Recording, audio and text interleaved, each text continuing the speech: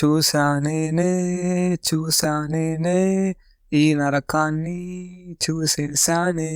చూసింది చాలు, డైలాగ్ చెప్పు. హలో గాయస్, నా పేరు ఎమినెం కాదు M&M, and welcome to my channel.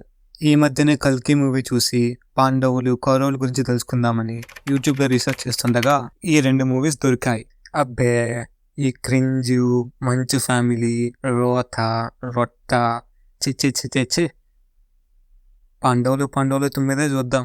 ఎలాగో మంచి ఫ్యామిలీ నుంచి సంక్రాంతికి కన్నప్ప మూవీ వస్తుంది కాబట్టి దానికి ప్రిపేర్ అవ్వడానికి ఈ మూవీ చూస్తేనే బెటర్ అని. Sorry guys, sorry.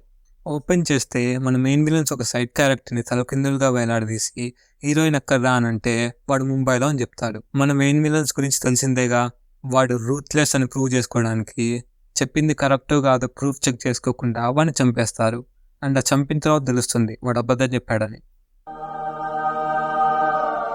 కట్ చేస్తే బ్యాంకాక్లో టూర్ గైడ్గా పనిచేస్తున్న నాయుడికి సడన్గా సన్ ఆఫ్ ఇండియా పోని అక్కడికి వచ్చిన టూరిస్ట్ అందరికీ చైనీస్ మార్షల్ ఆర్ట్స్ బీజిఎం పెట్టి ఏమాత్రం అవసరం లేకపోయినా కూడా ఇండియా గురించి క్లాస్ పీకుతాడు. ఈ స్టోరీ అంతా మాకెందుకురా బాబు అని అడిగిన వాడిని లాగి పెట్టి కొట్టి, అయితే ఇప్పుడు నా గురించి చెప్తా విను అని సెల్ఫ్ డబ్బా కొట్టుకుంటాడు. స్టోరీలోకి వెళ్లే ముందు ఫ్యామిలీ ట్రీ గురించి మాట్లాడుకుందాం. First family, Naidu is a tourist guide. ఆయనకు 3 కొడుకులు, అజయ్, ప్రేమ్, లక్కీ. వీడు మోగోడు. సెకండ్ ఫ్యామిలీ, అమ్మ, సత్య, బోట్ బిజినెస్. 2 కొడుకులు, విజయ్, గోపాల్. వీడికి నత్తి. And 1 relative is honey. Naidu వాళ్ళ 3 కొడుకులు ఒక తెలుగు మాట్లాడే పంజాబీ వాడి షాప్లో ఇండియా వర్సెస్ ఆస్ట్రేలియా మ్యాచ్ మీద బెట్ వేసి old India versus Australia match replay చూపెట్టి మోసం చేసి డబ్బులు దప్పేస్తారు. తర్వాత ఒక చిన్న ఫైట్.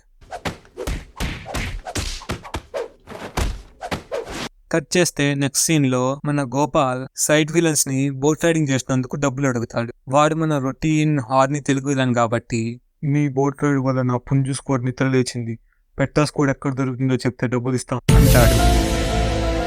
దానికి హనీ వచ్చి వాళ్ళతో గొడవ పడుతుంది. దాన్ని ఆపడానికి మన మంచన్ వచ్చి అంటాడు. వీడెవడో సైడ్ క్యారెక్టర్ అని వేలు చూపించి పక్క నుంచో అంటాడు. బట్ ట్విస్ట్ ఏంటంటే, వాళ్ళు హనీని గోపాల్ని మ్యాన్ హ్యాండిల్ చేసినా కూడా రాని కోపం వేలు చూపిస్తూ వస్తుంది మన హీరోకి. ఎవట్రా స్క్రిప్ట్ రాసింది, వాడు వేలు చూపించాడని వేలు విరిచేసి ఈయన కండలు చూపిస్తాడు.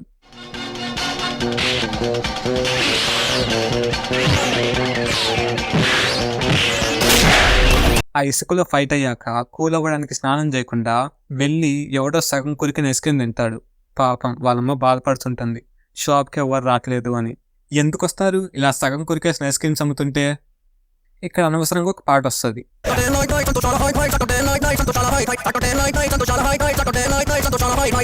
నెక్స్ట్ సీన్లో ఓ మిస్అండర్స్టాండింగ్ వల్ల 2 గ్యాంగ్స్కి గొడవ అవుతుంది. ఆ కోపంతో నాయుడు కొడుకులు సత్య వాళ్ళ బిజినెస్ పక్కనే వీళ్ళ బిజినెస్ పెడతారు. అది చూసి విజయ్కి ఎక్కడో గాలి బోట్ హ్యాండిల్కి గ్లూ వేసి మర్డర్ ప్రాంక్ చేస్తాడు. ఆ ప్రాంక్ వల్ల చాలా మంది చావు బతుకుతూ ఉంటే వాళ్ళ గ్యాంగ్ మొత్తం కామెడీ సీన్ అనుకుని నవ్వుకుంటుంటారు.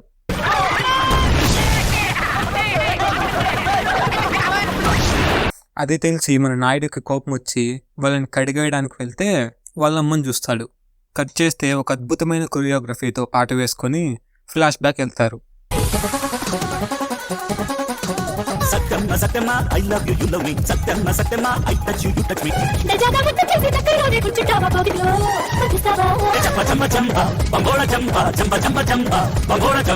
నీకు డబ్బు లేదు, ఏజు లేదు, అందం లేదు, ఏమీ లేదు, ఏం చూసి అదా నా కూతుర్ని అంటే మగతనం అని అంటాడు. హీరోయిన్ వాళ్ళ నాన్న, ఈ సూట్ కేసులో 5 లక్షలు ఉన్నాయి, తీసుకొని నా కూతుర్ని మర్చిపో, ఆర్ ఈ సూట్ కేసుని తీసుకెళ్ళి 6 నెలల్లో 5 లక్షలతో తిరిగిరా అంటాడు. పాపం వచ్చేసరికి ఇల్లు ఖాళీగా ఉంటుంది. Flash back ends. తర్వాత మన నాయుడు, నా పిల్లలు చాలా మంచోళ్ళు, మీ పిల్లల్ని అదుపులో పెట్టుకో అంటాడు. దానికి మన Satya, same to you, all the best అని అంటుంది. మళ్ళీ విడిపోతారు.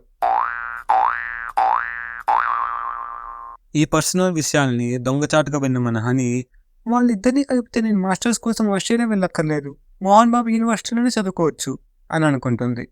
నెక్స్ట్ డే మన నాయుడు సత్యాన్ని స్టాక్ చేస్తూ దొరికిపోయి ఇంకొక ఛాన్స్ అడుగుతాడు. ఇది కూడా మన హనీ దొంగచాటుగా వినేసి వాళ్ళ కన్వర్జేషన్ మధ్యలో మీకు పెళ్లి చేస్తా అంటుంది. దానికి మన నాయుడు సత్యంని పెళ్లి చూసుకుంటే నా పిల్లలకు ఒక అమ్మ దొరుకుతుంది అని పెళ్లి కొప్పుకుంటారు. ఏంటి బాబు అన్నా, పిల్లల కోసం పిల్లల కోసం పిల్లల కోసం పిల్లల కోసం నీ పిల్లలకు ఒక అమ్మ కావాలని ఒప్పుకున్నావా? నా లోడా ఎవడా రాసింది స్క్రిప్ట్? పెళ్లి తర్వాత అబద్ధాలని రివీల్ అయ్యి పిల్లలు కొట్టుకుంటారు. అది చూసి మన నాయుడు, అరే నాకు ఈ పెన్ లేదో యూఎస్ ఏందో ఏం ఇంట్రెస్ట్ లేదురా. నాకు అసలు ఇష్టం లేకపోయినా మీకోసం మాత్రమే పెళ్లి చేసుకుంటున్నా అని గ్యాస్ లైట్ చేసి ఒప్పిస్తాడు. తర్వాత ఫస్ట్ నైట్లో పాల్గొనే సమయంలో మళ్ళీ హనీ మధ్యలో వచ్చి ఈ ఫ్రూట్ తీసుకొని 3 నెలల్లో 3 ఫ్రూట్ కాలని దింపండి అని అంటది. చేయి నమ్మ బతుకు బురదలో పంది బతుకుతుంది, నువ్వు బతుకుతున్నావు ఎందుకురా ఎదవన్నారు ఎదవ. నెక్స్ట్ సీన్లో మన విజయ్ హనీకి ప్రపోజ్ చేస్తాడు. అదే టైంలో హనీకి తన ఆస్ట్రేలియన్ వీసా వస్తే విజయ్ గుర్తొచ్చి అబ్బా మంచుకొండలాగా ఎంత బాగున్నాడే అని వీసాని చింపేస్తుంది.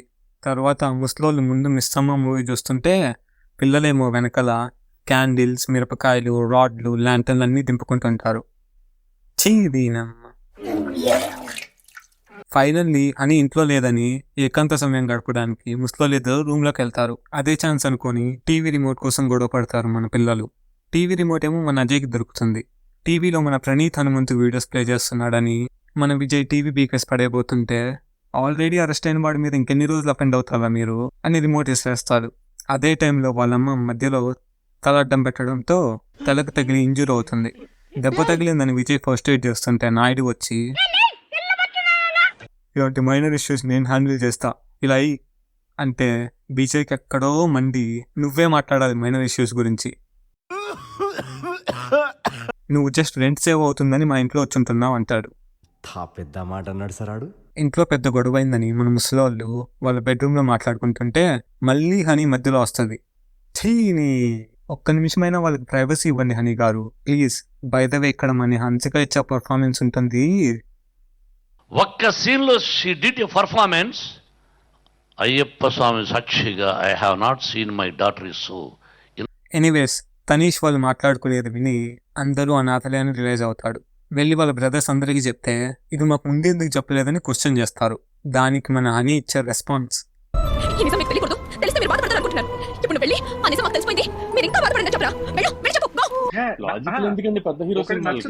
తర్వాత మన ఫ్యామిలీ అంతా కలిసిపోతుంది. అదే టైంకి మన మెయిన్ విలన్స్ హనీని పట్టుకుంటారు. ఇప్పుడు మజిల్స్ ఫ్లెక్స్ చేస్తూ ఒక ఫైట్.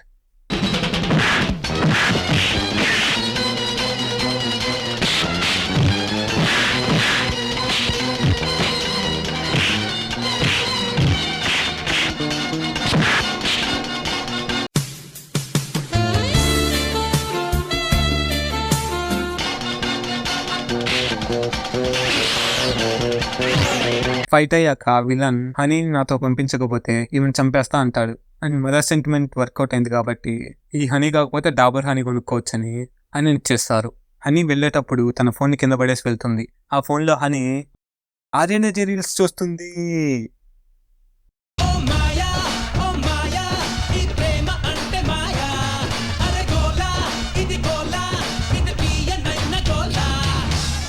సారీ స్వైప్ చేస్తే ఐ లవ్ యూ అని ఉంటుంది. And intermission. సెకండ్ హాఫ్ ఎక్కువసేపు తీసుకోను, ఎందుకంటే 1.5 hours లెంత్ ఉన్నా కూడా స్టోరీ మొత్తం 1/2 hour కూడా ఉండదు. ఆ స్క్రాప్ అండ్ రోత సీన్స్తో నింపేస్తారు. Flash back.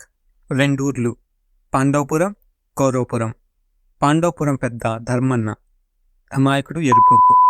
కౌరవపురం పెద్ద సుయోధన, మన మెయిన్ విలన్. పాచికల బదులు కార్డ్స్ ఆడతారు. సుయోధన ఓడిపోతే ఊదర్లు వెళ్ళిపోవాలి. అదే ధర్మన్ ఓడిపోతే తన కూతుర్ని సుయోధన వాళ్ళ చిన్న కొడుకిచ్చి పెళ్లి చేయాలి. చీట్ చేసి Suyodhana wins. Honey runs away to Bangkok. అంతే. గ్రీన్ స్క్రీన్ వేసుకొని మన హీరో గ్యాంగ్ అంతా ఇండియా వస్తారు. వచ్చాక హనీని చూడ్డానికి విలన్ గ్యాంగ్లోనే ఒకటి హెల్ప్ తీసుకొని ఇంట్లోకి దొంగతనంగా వెళ్తారు. అసలు నాకు తెలియక అడుగుతున్నాను, దొరికితే మీ అందరినీ చంపేస్తారు ఆర్ అట్లీస్ట్ ప్రాబ్లమ్స్ అవుతాయని తెలిసి కూడా ఏదో పెళ్లి చూపులు జరిగినట్టు ఫ్యామిలీ మొత్తం దూరారేంట్రా.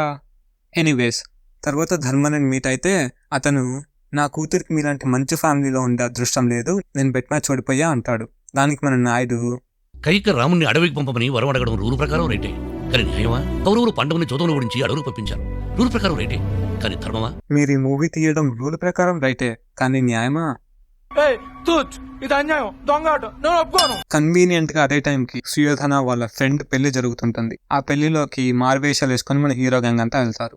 నాయుడు గురూజీ లాగా, విజయ్ గ్యాంబ్లర్ గోపి లాగా, సత్య అనుకో వంట వాళ్ళలాగా విలన్స్ ని ట్రిక్ చేసి ఇంట్లో దిగిపోతారు. మూవీ సాఫీగా సాగిపోతే ఇది మంచి ఫ్యామిలీ మూవీ ఎందుకు అవుతుంది? మూవీకి ఏమాత్రం అవసరం లేకపోయినా కూడా మూవీ లెంత్ పెంచడానికి కామెడీ సీన్స్ కోసం మన బ్రహ్మానందం గారు యాజ్ బాపురే తన కూతురు ప్లాట్ తో ఇంటికి దిగుతాడు.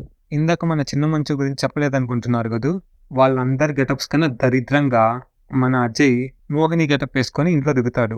ఈ డబ్బా తొండకు విగ్గు పెట్టినట్టుగా ఉన్నాడు. అయినా మోహిని ఏంటి ఇలా ఉంది? కొంపతే సెచ్తో ఒకటి పిలిచిందా? ఈ దరిద్రంలో ఇంకో దరిద్రం ఏంటంటే మోహిని గ్యాంబ్లర్ గోపికి మరదలు. చెచ్చి అంటే దీన్ని ఇన్సెస్ట్ అంటారు కదండి. Isn't that problematic? Oh sorry, ఇది మూవీ కదా, రియల్ లైఫ్లో మాత్రమే ప్రాబ్లం, మూవీలో మాత్రం కామెడీ. హే హే హే లాల్. ఈ దరిద్రాలన్నీ చాలనట్టు మోహినిని మన ప్లాట్ రూమ్ లో ఉండమంటారు. అప్పుడు మన బాపురే మోహినిని ప్లాట్ కి బట్టలు లేకుండా స్నానం చేయించమంటాడు. వెయిట్, ఇందాక నుంచి కూకుని ప్లాట్ ఎందుకు అంటున్నాను డౌట్గా ఉందా? ఇందుకే. తెలుగంటి పెదవుల్ని వెలుగంటి బుగ్గల్ని దగ్గరగా చూశాను నేనే, పచ్చి పసుపంటి పాదాల్ని బాలంటి గుండెల్ని పిచ్చెక్కి చూశాను నేనే, చూశానే అందం మొత్తం చూసేశానే. అజయ్ని మోహిని గెటప్లు ఎందుకు రమ్మన్నారో తెలుసుకోవాలని ఉందా? నాకు ఉంది, బట్ చెప్పరు. 3 సార్లు డిస్కస్ చేస్తారు సేమ్ పాయింట్ గురించి, కానీ ఒక్కసారి కూడా చెప్పరు. మోహిని చిన్న కొడుకుని పడేయాలని ట్రై చేస్తే మోహిని అందాలని చూసి ముగ్గురు గోవిందుడు అందరి వాడేలే మూవీలో రామ్ చరణ్ కాజల్ని హరాస్ అండ్ సెక్షువల్ అబ్యూస్ చేసినట్లు వీళ్ళ ముగ్గురు మోహిని చేస్తారు.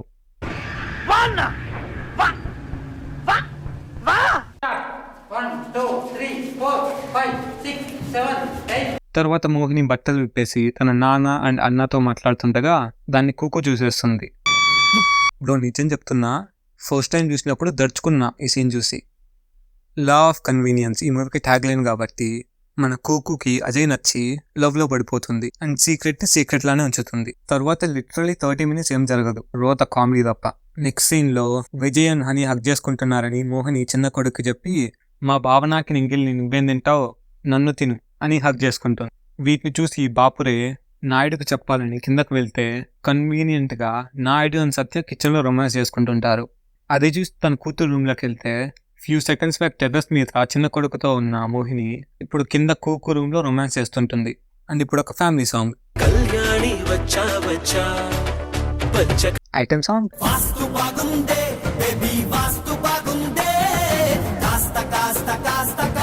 రొమాన్స్ సాంగ్, ఏదో ఒకటిలే. సాంగ్ అయిపోయాక ముగ్గురు కొడుకులు మోహిని బట్టలు మార్చుకుండగా చూద్దామని రూమ్ లోకి వస్తారు. చూసి అవాక్ అవుతారు.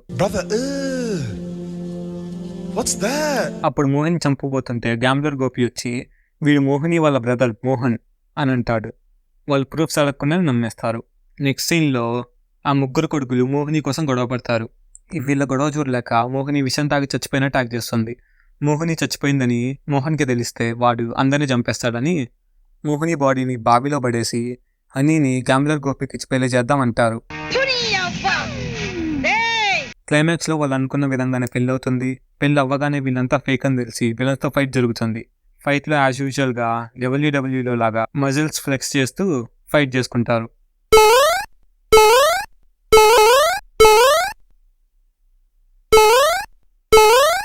ఇక్కడ ఫైట్ స్టార్టింగ్ లో నాయుడు లెఫ్ట్ హ్యాండ్ బుల్లెట్ తగిలింది కదండి. ఎందుకండి అది?